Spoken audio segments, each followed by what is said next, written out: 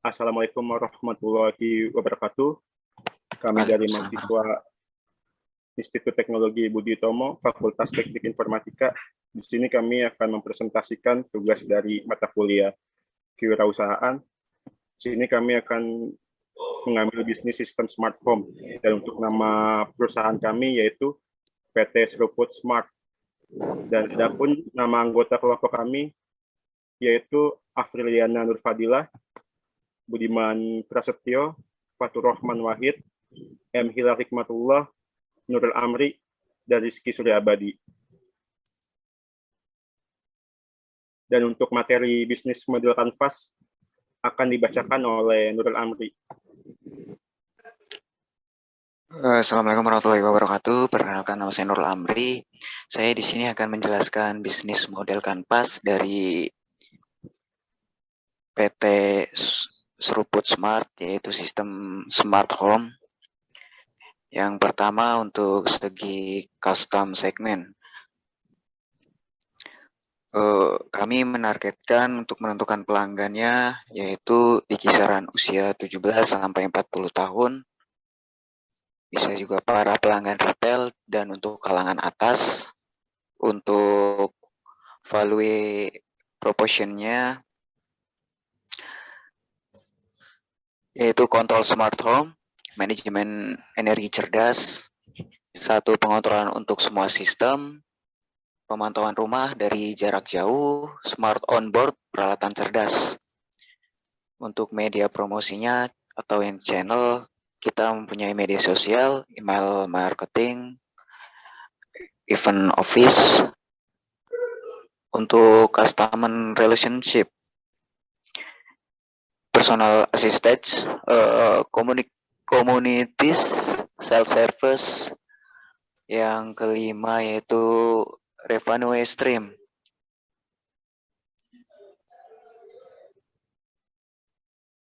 Penjualan pendapatan berbasis transisi, pendapatan proyek, pendapatan layanan.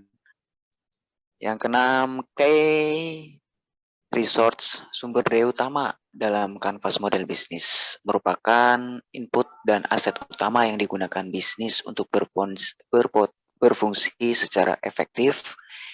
Yang utama dalam sumber daya merupakan berupa fisik, keuangan, intelektual, dan tahu manusia.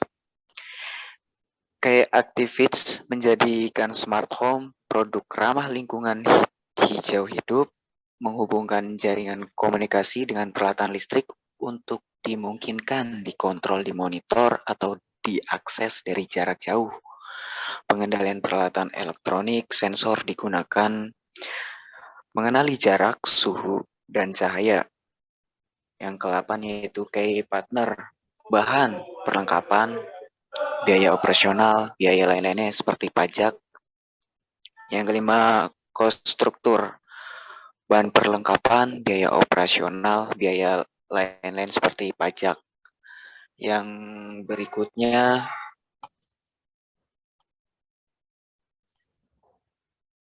ada marketing mix, akan dijelaskan oleh Budiman Prasetyo. Kurang lebihnya saya persilakan. Terima kasih. Afril ini. Oke, perkenalkan nama saya Afriliana Nurfadilah. Di sini saya akan menjelaskan marketing mix pada bisnis smart home pada PT Seruput Smart. Dalam melakukan pemasaran produk smart home, maka perlu dilakukan marketing mix yang merupakan salah satu konsep dalam pemasaran modern pada saat sekarang ini. Yang mana marketing mix merupakan salah satu kegiatan pemasaran yang menentukan keberhasilan dari perusahaan dalam mengejar maksimum profit.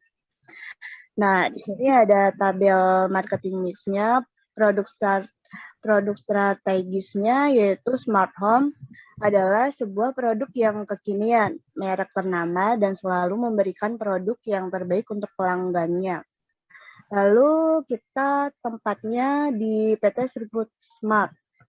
Promotion strategisnya melalui media channel yaitu Facebook, Twitter, website, lalu advertising channel berupa brosur dan personal selling, SMS marketing, individual marketing, dan direct call. Lalu di price strategisnya yaitu medium price, terjangkau bagi semua kalangan. Lalu di physical evidence ini memberikan keamanan bagi lingkungan sekitar seperti mengantisipasi terjadinya kebakaran, kemalingan pada rumah customer. Dan orangnya yaitu customer yang berusia 20 sampai 40 tahun. Nah, yang terakhir prosesnya yaitu menciptakan sebuah keamanan pada smart home dengan menggunakan smart home teknologi.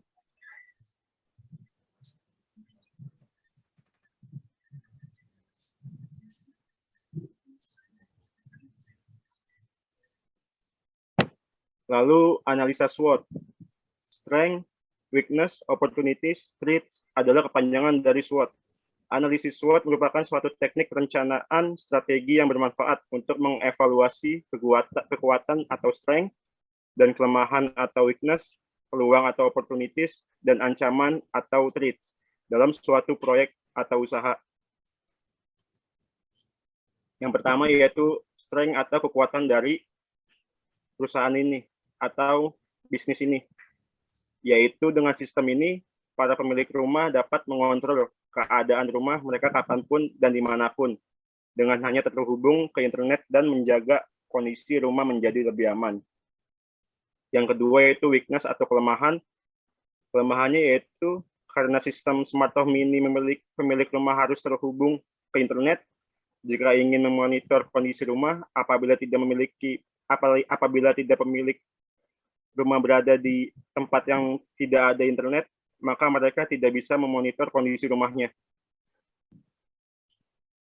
Yang ketiga, opportunity atau peluang. Peluang bisnis ini yaitu produk sistem smart home ini sangat berguna untuk perumahan di era digital ini dan membuat rumah menjadi lebih aman.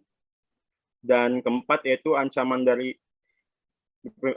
usaha yang lain, yaitu ancamannya adalah produk atau bisnis smart home lain yang lebih canggih. Oleh karena itu, perusahaan kami akan berusaha untuk berinovasi lagi. Untuk segmentasi targeting positioning akan dijelaskan oleh saya, Muhammad Hikmatullah. Yang pertama di sini segmentasi pasar konsumen. Indikator segmentasi pasar konsumen dalam penelitian ini adalah segmentasi geografis, segmentasi demografi, dan segmentasi tingkah laku. Untuk segmentasi geografis bisa kita lihat dari tabel berikut. Di sini saya mengambil wilayah yang di sekitar Jakarta karena tinggalnya di Jakarta untuk sekarang. Bisa kita lihat dari presentasi 100%, Jakarta 52%, Depok 35%, dan Bekasi 25% dari segi geografis. Untuk segmentasi demografi, bisa kita lihat ini ada jenis kelamin, usia, penghasilan, pendidikan, dan pekerjaan.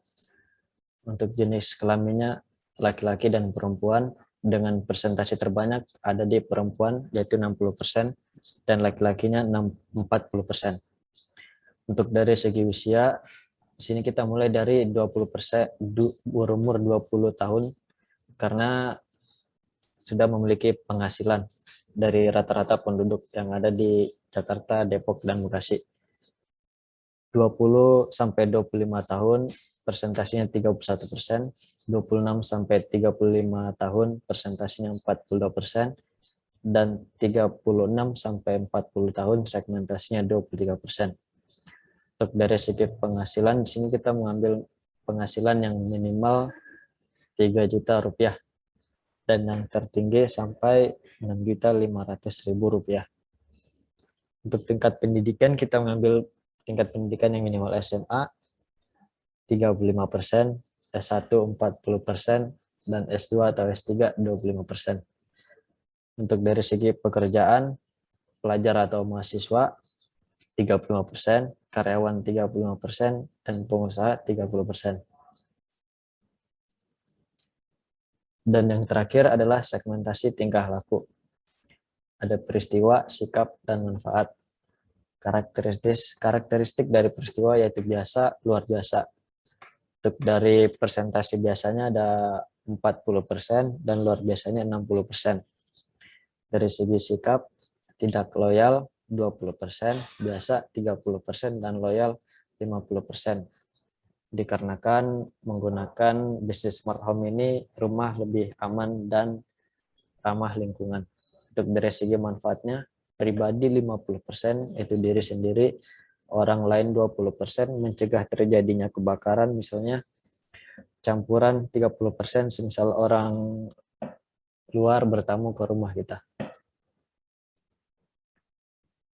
Target pasar. Sesuai dengan hasil segmentasi pasar dan karakteristik konsumen dari bisnis smart home ini, maka target pasarnya adalah konsumen di Jakarta dan sekitarnya berjenis kelamin laki-laki dan wanita yang mempunyai penghasilan 3 juta sampai dengan 6.500.000 yang berusia 20 sampai 40 tahun dan menggunakan smart home system pada rumahnya. Posisi produk. Setelah menentukan target pasar, selanjutnya yaitu merancang posisi produk. Posisi produk bisnis harus memasuki akal pikiran konsumen agar produk tetap melekat di benak konsumen.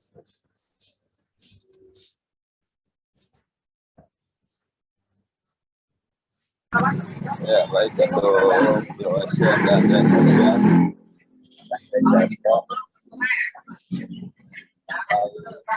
POSN strategi yaitu saat ini dalam smart home mendukung dalam pasar teknologi.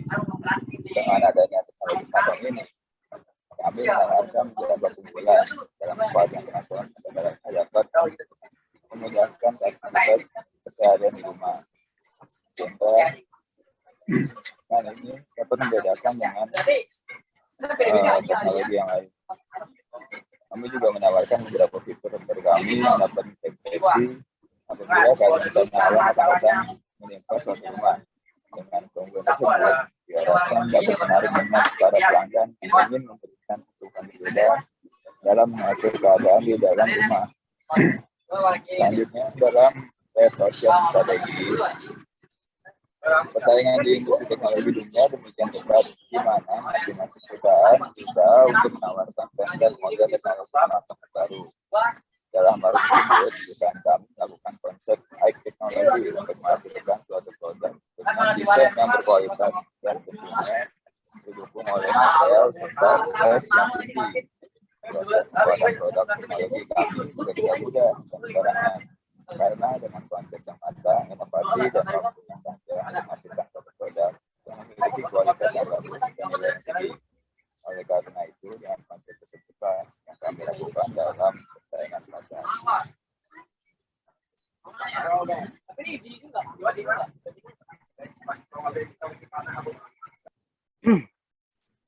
Lalu ada analisis PESTEL. PESTEL merupakan singkatan dari faktor-faktor yang dianalisa, yaitu politikal atau politik, ekonomik atau ekonomi, sosial atau sosial, teknologikal atau teknologi, legal atau hukum, dan environment atau lingkungan. Sehingga faktor-faktor tersebut pada dasarnya dapat digunakan untuk mengidentifikasi pengaruh lingkungan eksternal pada industri untuk membantu organisasi menciptakan strategi yang aktual dan masa depan. Yang pertama, politik. Rencana pemerintah untuk mendewasakan transformasi digital. Maka implementasi smart home merupakan salah satu contoh termudah dan memberikan manfaat secara langsung bagi konsumen Indonesia akan potensi gaya hidup masa depan yang ideal, praktis, mudah, dan nyaman. Yang kedua, ekonomi. Selama periode pandemi ini, mayoritas masyarakat lebih sering melakukan aktivitas di dalam rumah daripada di luar rumah. Bahkan, lebih sering menggunakan layanan dan fasilitas dan layanan berbasis digital. Tentu saja permintaan akan teknologi berbasis digital akan meningkat. Perhitungan Statista memperkirakan pendapatan pasar smart home di Indonesia yang mencapai $695,5 US dollar atau hampir 10 triliun rupiah pada 2025. Laporan tersebut melanjutkan bahwa banyak konsumen mencari kenyamanan dan kemudahan serba otomatis yang dihadirkan solusi smart home. Lalu sosial. Fleksibilitas dan kenyamanan menjadi keinginan untuk kebanyakan setiap individu. Dengan smart home, konsumen diharapkan dapat mempermudah masyarakat melakukan aktivitas sehari-hari dengan teknologi digital yang sudah semakin canggih. Lalu teknologi. Kemunculan internet ini mendorong perubahan dan perkembangan teknologi yang semakin pesat di Indonesia. Internet of Things atau IoT merupakan artificial intelligence atau AI yang sudah banyak digunakan untuk membantu proses bisnis startup di Indonesia. Membuat tren produk IoT maupun AI menjadi salah satu tren yang ada saat ini di Indonesia. Report dari Tirto 2018 menyatakan hal yang sama, di mana dengan 24,6% organisasi atau bisnis di Indonesia telah mengadopsi teknologi AI. Penggunaan teknologi AI ini merupakan fondasi utama dalam kemunculan produk smart things.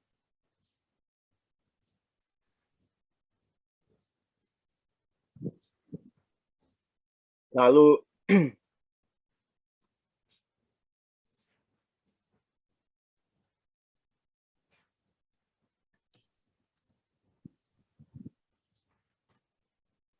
hukum. Pembuatan undang-undang atau UU ITE oleh pemerintah Indonesia terhadap pengaruh perkembangan teknologi telekomunikasi dan pengaruh globalisasi saat ini. UU ITE yang berguna untuk perlindungan kegiatan-kegiatan yang memanfaatkan internet sehingga dapat menjamin kepastian secara hukum bagi masyarakat untuk mencegah terjadinya kejahatan berbasis teknologi dan informasi. Dalam Undang-Undang Republik Indonesia Nomor 28 Tahun 2002, tolak ukur kelayakan bangunan dinilai berdasarkan 4 hal, yaitu kesehatan, keamanan, kenyamanan, dan kemudahan.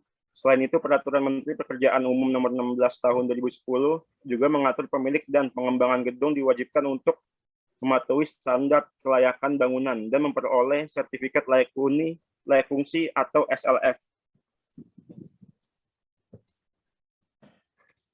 Dan badan hukum perusahaan kita sendiri yaitu adalah badan hukum private yang mempunyai tujuan profit karena badan usahanya adalah perseroan terbatas atau PT. Lalu yang terakhir yaitu keuntungan. Berikut adalah perkiraan keuntungan yang didapat oleh perusahaan kami. Modal awal yaitu 250 juta, pengeluaran yaitu material 20 juta, pajak 10 juta, operasional, dan lain-lain 15 juta. Jadi totalnya adalah 45 juta rupiah. Dan untuk pendapatan per bulan, yaitu kalkulasi dari pendapatan dari pelanggan 60 juta rupiah. Dan keuntungannya yaitu pendapatan dikurang pengeluaran. Jadi 60 juta dikurang 45 juta sama dengan 15 juta rupiah.